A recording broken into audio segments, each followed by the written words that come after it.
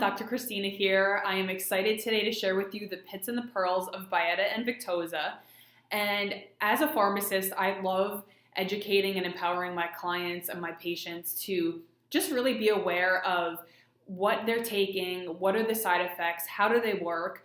And if you've seen some of my other videos, I love doing the pits and the pearls because it shows the good and the bad, the things that you want to look out for and be informed about, because so often people will get these prescriptions and then they'll just go take them and not be aware of what they're ingesting and or what they're injecting.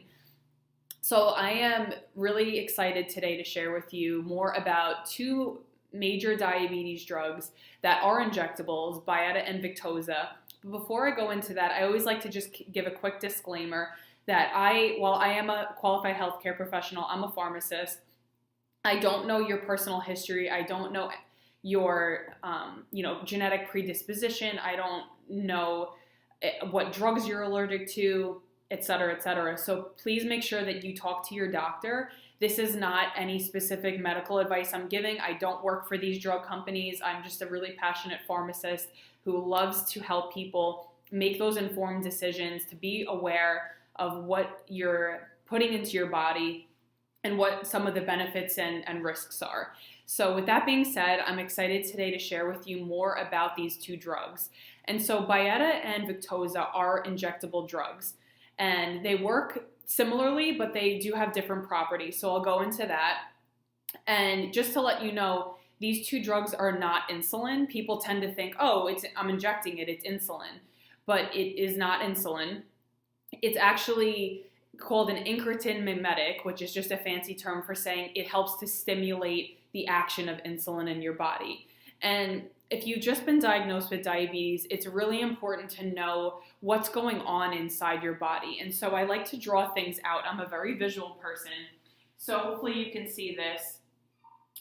So this is your bloodstream. So whenever you go to eat something, say it's a slice of pizza, let's go with that. Your body breaks down that piece of food into its most simple form, which is glucose.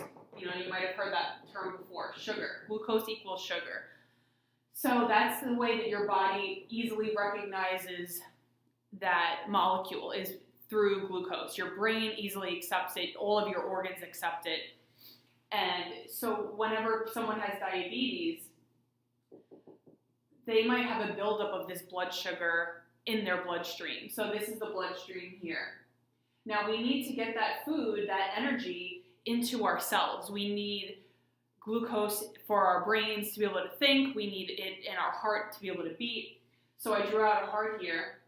So how are we going to get this blood sugar from here to here? Well, it looks like a little hose almost.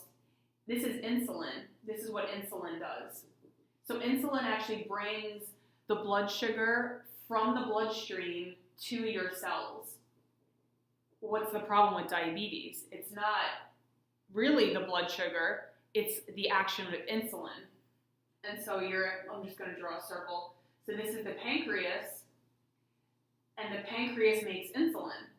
But if insulin isn't working, then there's a buildup of all this blood sugar in the bloodstream. That's why people have high blood sugar. It's not necessarily the blood sugar, it's the lack of fully functioning pancreas, which produces insulin. So with people with type 1 diabetes, their pancreas does not work at all. So they need that external, those injections, or maybe they use a pump.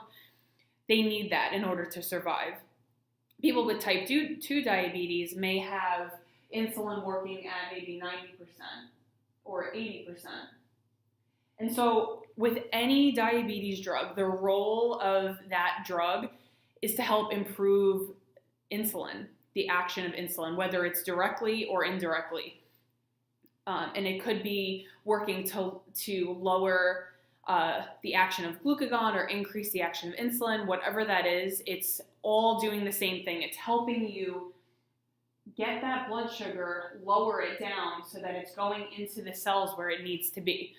Because if you just have high blood sugar, it can lead to a lot of complications. It can lead to heart attack, stroke, cardiovascular complications, diabetic retinopathy. It affects every organ. Just go down the body and it affects everything. It affects your, gum disease and your teeth.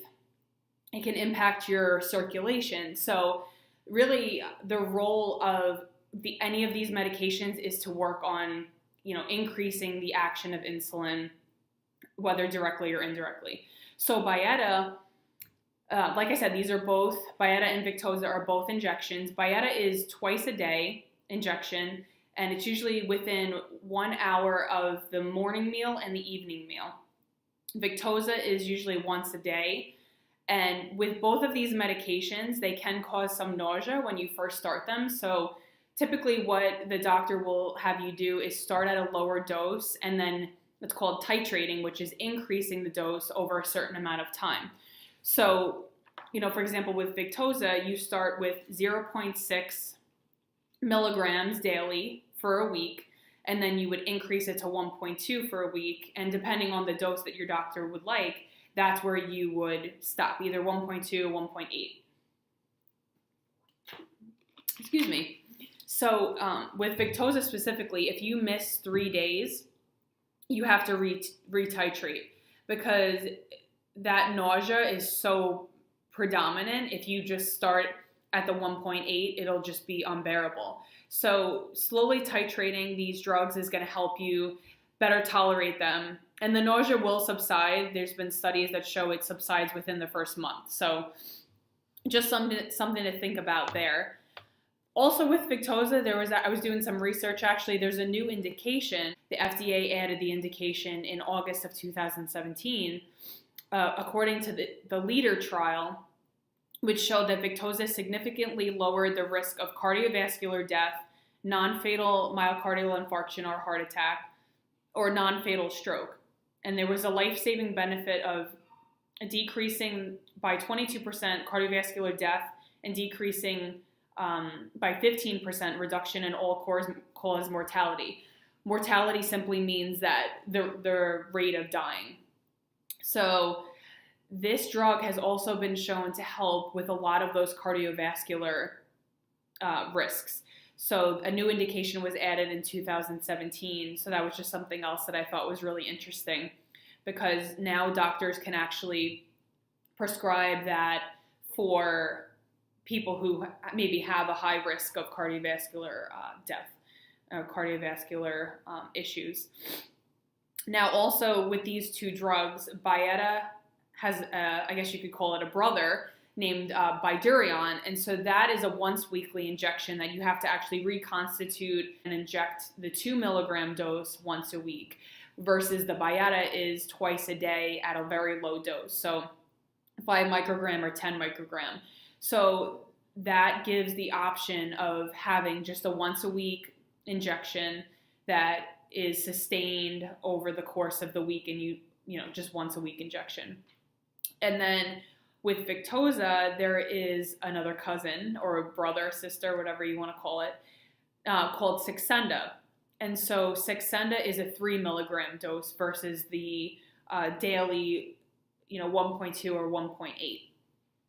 So what do you have to watch out for with some of these medications? So specifically with Byetta, your doctor will not put you on this if you already have underlying kidney issues, so kidney dysfunction. With Victoza, if you have any history of, it's this very specific thyroid cancer, it's a medullary thyroid cancer or pancreatitis, your doctor will not put you on this, because there is a proclivity for you to have some of these side effects. So if you have any of that in your medical history, you won't be put on that drug. Along with the nausea, some of the other side effects you might see, appetite decrease. That's because of the way that the drug works. Some people have seen weight loss, constipation, diarrhea, headache. I mean, the list goes on and on. Those are some of the more common side effects with these type of medications. Now, as far as results, what can you expect to see from these drugs?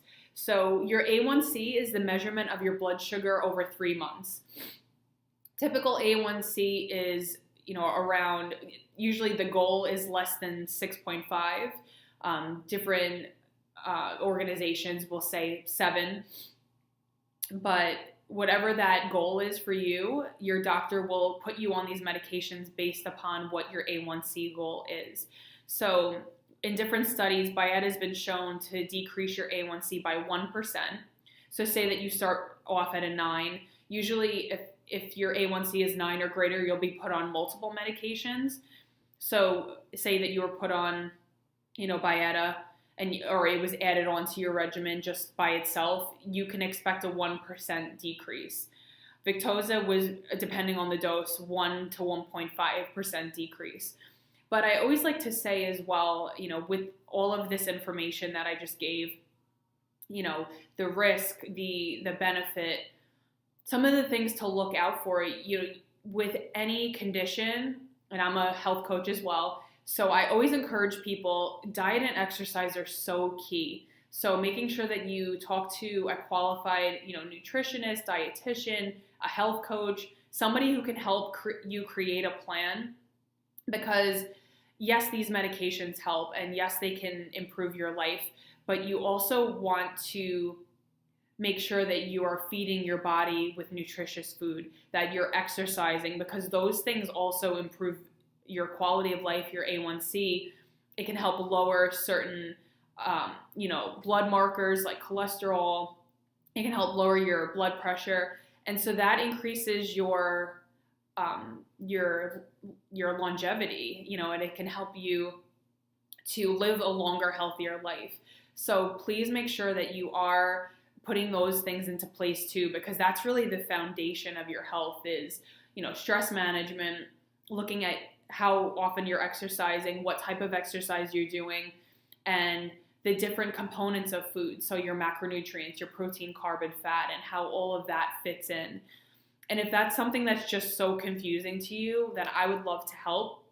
So please feel free to reach out for me for any questions or comments. And I hope that you enjoy this video. Again, please subscribe. I post videos like this all the time, and I would love to help you and your family maintain optimal health. So talk to you guys soon, and thanks for watching.